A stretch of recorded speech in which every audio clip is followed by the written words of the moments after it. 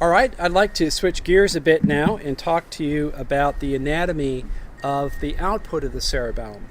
And we'll consider this anatomy really in two steps. First, I'd like to talk to you about the ascending outputs from the cerebellum. They're ascending anatomically in that they leave the cerebellum and they enter the brainstem via the superior cerebellar peduncle, and then they ascend in the superior direction to encounter targets in the brainstem and in the motor thalamus.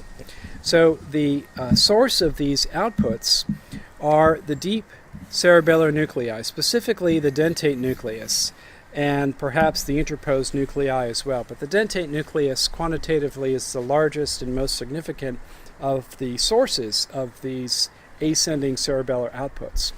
So recall again that we've got a bit of a challenge, that we've got one side of the cerebrum is related to the opposite cerebellum.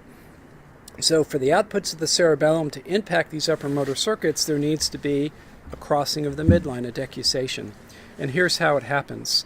The deep cerebellar nuclei in question, namely the dentate nucleus, grows an axon that exits the cerebellum through the superior cerebellar peduncle. And some of these axons will ascend and terminate in the ventrolateral complex of the thalamus, the ventrolateral ventrally anterior nuclear group. There are other axons that will terminate among upper motor neurons in the superior colliculus. Probably not the same axons, but nearby axons. So these ascending inputs target the motor thalamus and the superior colliculus. There are also collaterals that will reach yet a different target, the red nucleus. Pardon me for writing the word red in blue, but the red nucleus also receives collaterals from these axons as they make their way through the midbrain on their way to the thalamus. Well, the motor thalamus then, as you know, will send its inputs to the primary and the premotor cortex, and at this level we believe that the error correction signals can modulate the output of the motor cortex. Here's an anatomical view of these outputs, and draw your attention again to our beautiful dentate nucleus here. So there are cells that sit in this dentate nucleus that grow axons that stream out across this beautiful superior cerebellar peduncle, which is this big bundle of white matter that we see here and there. So we'll call that superior cerebellar peduncle. And notice that the decussation is actually outside of the cerebellum in the upper part of the pons, near the junction of the pons in the midbrain. And the axons branch and terminate. Some of them will in this red nucleus, which we find here in the midbrain, and then others will terminate up around in this region, the area of the ventral anterior ventrolateral complex of the thalamus.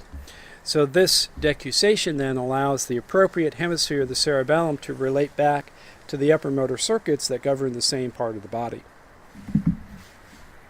Now let's talk about what we might call the descending outputs of the cerebellum. Anatomically descending, not up to the motor thalamus, but directed towards brainstem targets. So recall again that we have our deep cerebellar nuclei. Near the midline, we've got the fastigial nucleus, and a bit more laterally, we have the dentate and the interposed nucleus. And for the descending inputs now, we focus mainly on the connections to the reticular formation of the brainstem.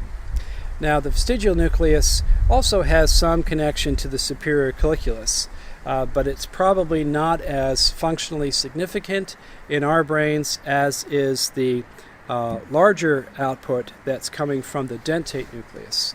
So we'll focus mainly on the right side of this figure to consider these descending outputs. So again, the major output of concern here is connections from the medial part of the deep nuclei of the cerebellum to the reticular formation of the brainstem. And the reticular formation, as you know, give rise to projections down to lower motor neurons and the medial part of the ventral horn of the spinal cord. So these are motor neurons that are going to be mainly concerned with posture and the movements of the proximal muscles of the limbs. Now, I mentioned in our introduction that the vestibular nuclei are sometimes considered deep cerebellar nuclei that are displaced out of the cerebellum and into the brainstem, and here's why. The vestibular nuclei receive input directly from Purkinje cells of the vestibulocerebellum. And these nuclei then are in a position that's somewhat similar to these deep nuclei. Although in this figure we chose to put them outside of the cerebellum as they actually fall anatomically, right alongside the reticular formation neurons. So these vestibular nuclei then give rise to their own spinal projections, where they helped to maintain balance under conditions in which there's been some kind of acceleration of the head, often associated with a disturbance of postural control. Well, when you come back for part 3, we'll talk about functions and dysfunctions of the cerebellum.